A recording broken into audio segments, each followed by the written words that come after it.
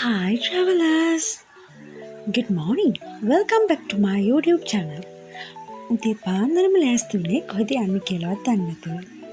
එක දිගට වැඩ කළ මහන්සි යන්නේ. long weekend එකක් කියන්නේ අපි වගේ එක දිගට වැඩ කරන අයට පුංචි ඉන්ටර්වල් එකක් කියලායි මං හිතන්නේ. ඉතින් හැම long weekend එකකදීම අපි plan කරලා තමයි එළියට යන්නේ. හැබැයි මේක නම් plan කරන්න බැරි වෙනවා. ඒ කියන්නේ unplanning ගමනක් මේක. ඔහොම එක දිගට කතා කරගෙන යනකොට අපි දෙන්න එක තීරණයකට එනවා. තීරණය මොකද්ද දන්නවද? අපි මීරිගමින් හයිවේ එකට දානවා. ඔන්න මීරිගම හයිවේ එකෙන් අපි එන්ට්‍රන්ස් වුණා.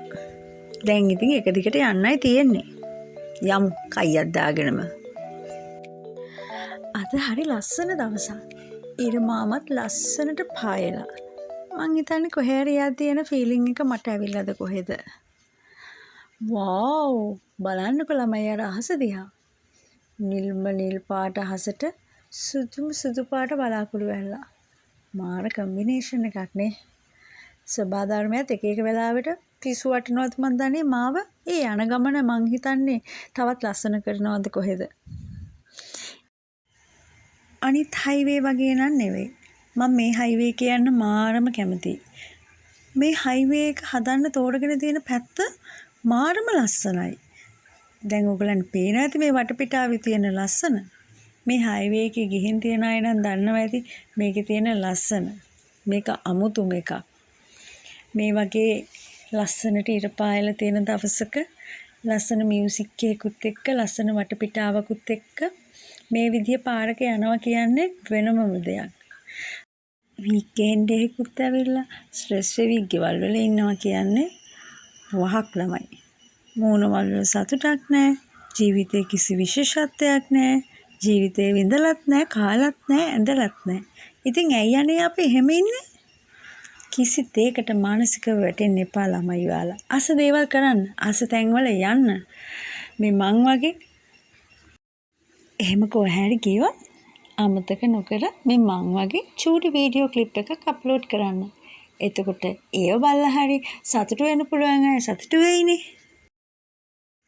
කොච්චර කයිය ගැහුවත් අපි තීරණය කරන කුරුණෑගලින් කොහෙද යන්නේ කියලා. මං කිව්වනේ මුලින්ම අපිට ස්ට්‍රෙස් කියලා. ස්ට්‍රෙස් එක නැති වෙන තැනකටයි අපි යන්න හදන්නේ. කුරුණෑගලින් නුවර පාරේ, මල්ලව පිටියෙන් කැප්පැටිපොළ පාරේ, රිදීගම පාරේ රිදීගම විහාරයට තමයි අපි යන්න හදන්නේ. ඓතිහාසික වැදගත්කමක් යුතු රිදීගම විහාරයෙන් බලන්නයි අපි යන්න හදන්නේ. කවදාවත් නොගිය ළඟ තිබිලත් යන්න බැරි වුණ කට්ටිය එන්න මාත් එක්ක යන්න. ඓතිහාසික කතාත් එක්කම අපිට වැඳ පුදා ගන්න පුළුවන්. රිදීගම විහාරය ඓතිහාසික වගේම පුරාවිද්‍යාත්මක ලොකු වැදගත්කමක් තියෙන ස්ථානයක් විදිහට අපිට ගන්න පුළුවන්. එතකොට මෙය අනුරාධපුරයේ දක්වාම ඉතා දීර්ඝ ඉතිහාසයකට හිමිකම් කියනවා. ඒ කාලෙදී අපේ රට එක්සයිසත් කරේ දුටුගැමුණු රජතුමා. බුද්ධ ශාසනයේ තිරසිතිය වෙනුවෙන් ගොඩාක් වැඩ කරපු දුටුගැමුණු රජුරුව මහා විහාරය කරන කාලේ මහසෑය නිර්මාණය කරන කාලෙදී තමයි මේ රිදී විහාරයත් හඳුනගන්නේ. මේ සිද්ධිය මෙහෙමයි වෙන්නේ. නුවර කලාවේ සිට මලයි රට දක්වා වෙළඳාමේ ගිය ගැල් කණ්ඩායමක්. උන්ට විවේකයේ අවශ්‍ය වෙලා මේ ස්ථානයේ තමයි නතර වෙන්නේ. ඒ ආශ්‍රිතවම තමයි අර කරත් අඩිපාරත් ඔය ළඟින්ම තමයි යන්නේ. ඕන් විවේක ගන්නවා වගේම සතුන්ටත් විවේකයක් අවශ්‍ය නිසා ගැලෙන් නිදහස් කරලා උන්ට කන්න බොන්න දීලා උන් නිදහසේ ටිකක් වෙලා තියෙනවා. හැබැයි ටික වෙලාවකින් බලනකොට හරක් කිහිප දෙනෙක් නැති වෙනවා. ගැලේ නායකයා එතන පිරිසක් තියලා ඉතුරු පිරිසත් අරගෙන හරක් ගිය අඩිපාර දිගේ ඒ ඇතුළට යනවා. ඒ ඇතුළට යනකොට ඔවුන්ට බඩි කිනි දැනෙනවා. ඒ ළඟපාතම තියෙනවා ලොකු වරක ගහක්. ඒ වරක ගහේ වරක ගෙඩියක් කඩාගෙන කන්න හදද්දී ගැලේ නායකයාට මතක් වෙනවා මෙන්න මෙහෙම දෙයක්. මේ කන්න කලින් මට සංඝසතුකට කන්න පුළුවන් වුණොත් හොඳයි කියලා. මේ ඔහුගේ ප්‍රාර්ථනාව 이르දියෙන් වගේ ඉන්ද්‍රගුප්ත හාමුදුරුවෝ දැකලා 이르දියෙන් වඩිනවා මෙම ස්ථානයට.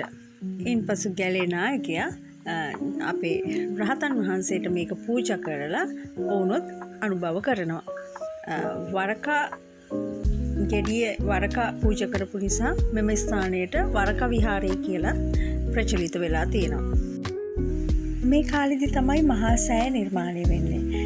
මේ නිර්මාණය වෙන අවධියේදී මහා සෑයට අඩුපාඩුවක් විදිහට රිදී අවශ්‍යතාවය එනවා. ඒ පිළිබඳ අපේ මහරහතන් වහන්සේ වුණ ඉන්ද්‍රගුප්ත මහරහතන් වහන්සේට දැනගන්න හම්බ වෙනවා. උන්වහන්සේ මෙන්න මෙහෙම දෙයක් කරනවා. වෙළඳ වහනවා උන්වහන්සේගෙන් අනුරාධපුරයට යන්නේ කොහොමද කියලා. උන්වහන්සේ එක පැත්තක් පෙන්ලා තිනවා මෙන්න මේ පාර දිගේ ගියොත් ඔබලට අනුරාධපුරයට යන්න පුළුවන් කියලා පෙන්නනවා. ඉන්පසු ඒ වෙළඳ ටික දිගටම යන ඒ පින්වන්ත වෙළඳා මේක දකිනවා. ඒ දැකලා ඉවරලා මේ පිළිබඳව අපේ දුටුගැමුණු රජතුමාව දැනුවත් කරනවා. ඒ දැනුවත් කරාට පස්සේ මහ විහාරය නිර්මාණය කරනවා. මේ රිදී ගොබේ ඇති මේක අරගෙන ගිහිල්ලා ලස්සනට ඒ වැඩ කටයුතු ටික කරලා මේ පිළිබඳ සතුටටපත් වෙන්නේ අපේ දුටුගැමුණු රජතුමා දඹරන් පිළිමයක් අරගෙන මේ රිදී විහාරයට එනවා. ඒ රිදී ගොබේ තිබ්බ තැනට. දුටුගැමුණු රජතුමා මේ දඹරන් පිළිමේ අරගෙන එනකොට ගල්තරාවක කරත් එරෙනවා මේ පිළිමෙත් සමග. ඒ වෙලාවේදී අපේ දුටුගැමුණු රජතුමා එක ප්‍රාර්ථනාවක් කරනවා මගේ ජීවිතය අවසන් වෙනකම්ම මම නැගිටින්නේ නැහැ මේ පිළිමේ මෙතනින් අරන් යන්න බැරි වුණොත් කියලා. එතකොට අපේ ඉන්ද්‍රගුප්ත මහරහතන් වහන්සේ කළ ප්‍රාර්ථනාවක් හේතුවෙන් මේ පිළිමේ අර රිදී ගොබේ තිබ්බ තැනට ඇවිල්ලා තැන්පත් වෙනවා. අන්න ඒ ආකාරයට තමයි මේ රිදී විහාරය නමින් මෙම ස්ථානයේ ප්‍රසිද්ධියටපත් වෙන්නේ. ඒත් එක්කම දුටුගැමුණු රජතුමා තව එක කළ දෙයක් තමයි ඉරහඳ පවතින තාක්කල් මේ බුද්ධ ශාසනයේ චිරස්ථිතිය තියෙන තාක්කල් මෙතන තේවාව සිද්ධ වෙන්න ඕනේ. උදේට දවල්ට සවසට මේ ආකාරයට තේවාව සිද්ධ වෙනවා. මෙම වරක විහාරය ගත්තහම ඊටාම අලංකාර කැටයන් වලින් යුක්ත ශෛලමය නිර්මාණයක් විදිහට ගන්න පුළුවන්. මේ ලෙන ඇතුලේ බුදු කුටියක් හදලා තියෙනවා. ඒ වගේම මේ අලංකාරවිත ගෘහ නිර්මාණය පොළොන්නරු යුගයට බොහෝ දුරට අයිති වෙන්න පුළුවන්. මොකද ශිව දේවාලවල ඒ ආభాෂය මෙතනටත් ඇවිල්ලා තියෙනවා. මෙම විහාරය නැවත ප්‍රතිසංස්කරණය වෙනවා මහනුවර යුගයේදී. මේ බොහෝ චිත්‍ර මහනුවර යුගයට අදාළ චිත්‍ර විදිහට ගන්න පුළුවන්. මෙහි චිත්‍ර නිර්මාණය කර තියෙන්නේ දෙවනගල සිල්වත්යන් විසින් කියලා තමයි නීලගම පරපුර කියලා කියන්නේ. ඒ පරපුර විසින් කරා කියලා තමයි සඳහන් වෙන්නේ. මෙහි මේ සියුම් නිර්මාණ සියල්ලම පාහේ කරලා තියෙන්නේ ඔවුන් විසින්. දවසින් වරුවක්ම මෙතන ඉවරයි. මොකද ඒ තරම් බලන්න දේවල් මෙතන තිබ්බා. එහෙනම් ඊළඟ බ්ලොග් එකෙන් බලමු අපි ආයේ කොහෙද ගියේ කියලා. මාව තාම සබ්ස්ක්‍රයිබ් කරලා නැත්නම් සබ්ස්ක්‍රයිබ් කරන්න. ඔයාලා හිතනවා නම් මේ වීඩියෝ එක හොඳයි කියලා තව කෙනෙකුට බලන්න ෂෙයා කරන්න. එහෙනම් ගිහින් එන්න. අනිත් vlog එක බලන්න අනිවාර්යෙන්ම හරිසමට ඉන්න travelers. Bye.